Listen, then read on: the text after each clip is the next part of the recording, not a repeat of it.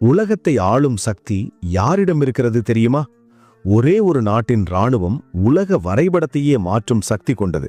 உலகில் சக்தி வாய்ந்த இராணுவம் உள்ள டாப் 10 வலிமையான நாடுகள். இந்தியா எத்தனாவது இடத்தில் இருக்கு தெரியுமா? ஒரு நாட்டை பாதுகாப்பதில் அந்த நாட்டின் இராணுவம் முக்கிய பங்கு வகிக்கிறது. உலகின் வெகு சில நாடுகளை விட அனைத்து நாடுகளும் தங்களுக்கென சொந்த இராணுவத்தை கொண்டுள்ளது. அமெரிக்கா, ரஷ்யா போன்ற நாடுகள் தொடர்ந்து தங்களின் வலிமையான இராணுவத்தால் தொடர்ந்து முதன்மையான இடத்தில் உள்ளன. இந்த நாடுகள் தொழில்நுட்ப வளர்ச்சி, உலகளாவிய இராணுவ இருப்பு மற்றும் இராணுவ வளர்ச்சிக்கென மிகப்பெரிய தொகையை செலவிடுகின்றன.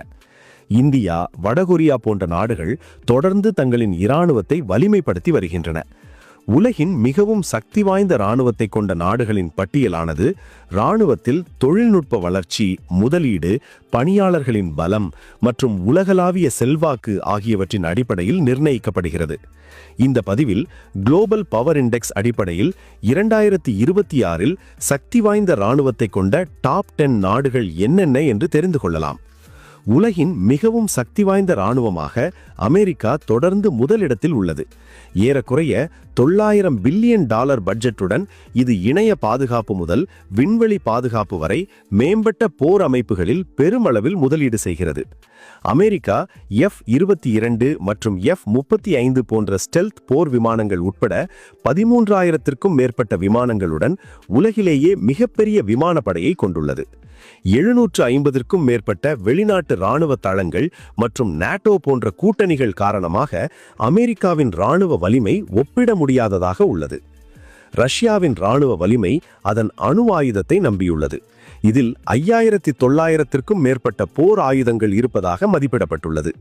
மேலும் உலகின் மிகப்பெரிய பீரங்கி படையையும் ரஷ்யா கொண்டுள்ளது. மேலும் தொழில்நுட்ப வளர்ச்சி மூலம் 2030ஆம் ஆண்டிற்குள் அதன் ஆயுத களஞ்சியத்தில் 70% அதிநவீனமானதாக மாற்றுவதை ரஷ்யா நோக்கமாக கொண்டுள்ளது. Su-35 மற்றும் Su-57 போன்ற அதிநவீன போர் விமானங்கள், ஒரு சக்தி வாய்ந்த நீர்மூழ்கி கப்பல் மற்றும் வளர்ந்து வரும் சைபர் போர் திறன்கள் ஆகியவற்றுடன் ரஷ்யா ஒரு வலிமைமிக்க நாடாக தொடர்ந்து 2வது இடத்தில் உள்ளது.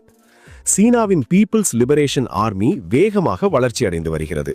சீனா ஆண்டுதோறும் அதிவேக ஏவுகணைகள், செயற்கை நுண்ணறிவு ஒருங்கிணைப்பு மற்றும் J-20 போன்ற மறைந்திருந்து தாக்கும் விமானங்கள் போன்றவற்றுக்கு அதிக தொகையை முதலீடு செய்கிறது.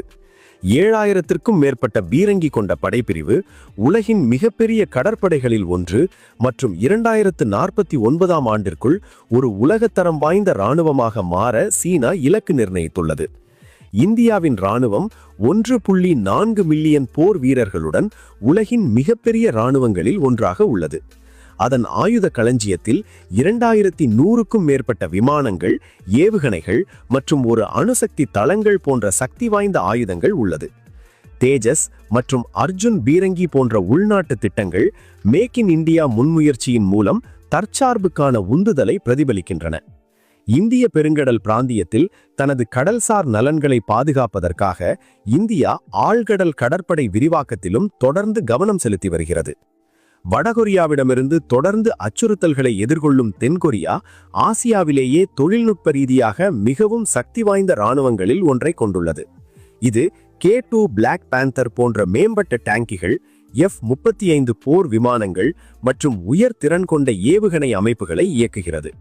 தென்கொரியா இணைய பாதுகாப்புக்கு அதிக முக்கியத்துவம் அளிக்கிறது மற்றும் விரிவான பாதுகாப்பு நடவடிக்கைகளுக்காக அமெரிக்காவுடன் வலுவான உறவுகளை பேணி வருகிறது. இங்கிலாந்து உலகளாவிய செல்வாக்கையும் தொழில்நுட்ப செழிப்பையும் ஒருங்கிணைக்கிறது. இது 2 விமானம் தாங்கி கப்பல்களை இயக்குகிறது மற்றும் வான்கார்ட் வகுப்பு நீர்மூழ்கி கப்பல்களில் நிலைநாட்டப்பட்ட ட்ரைடன்ட் ஏவுகணைகள் மூலம் அணுசக்தி தடுப்பு திறனை பராமரிக்கிறது. ராயல் ஏர்ஃபோர்ஸ் F-35B மற்றும் டைஃபூன் விமானங்களை பயன்படுத்துகிறது.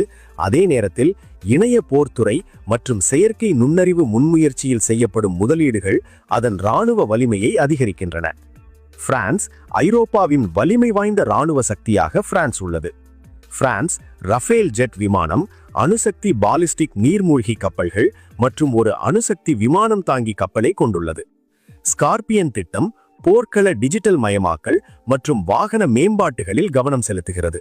ஒரு முக்கிய இணைய பாதுகாப்பு சக்தியாக பிரான்ஸ் 1000க்கும் மேற்பட்ட இணைய போர் வீரர்களை நியமிக்கவும் தனது விண்வெளி மற்றும் உளவு திறன்களை மேம்படுத்தவும் திட்டமிட்டுள்ளது.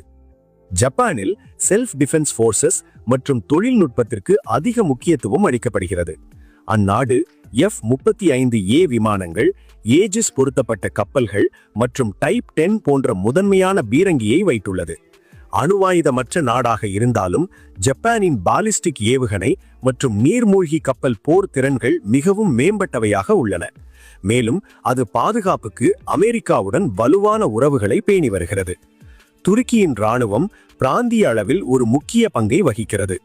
பைரக்தார் TB2 போன்ற உள்நாட்டிலேயே தயாரிக்கப்பட்ட ஆளில்லா விமானங்கள், அதிநவீன டேங்கர்கள் மற்றும் வளர்ந்து வரும் கடற்படை ஆகியவற்றுடன் துருக்கி இராணுவ வலிமையில் உலகளவில் 9வது இடத்தில் உள்ளது. இத்தாலி நேட்டோ அமைப்பின்குள் ஒரு நவீன இராணுவ படையை பராமரிக்கிறது. அதன் விமானப்படை F-35 மற்றும் யூரோ ஃபைட்டர் டைஃபூன் விமானங்களை பயன்படுத்துகிறது.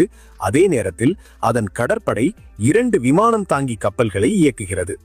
அரிய டேங்கர்கள் மற்றும் சென்டாரோ 2 வாகனங்கள் அதன் கவசப்படையின் முதுகெலும்பாக திகழ்கின்றன.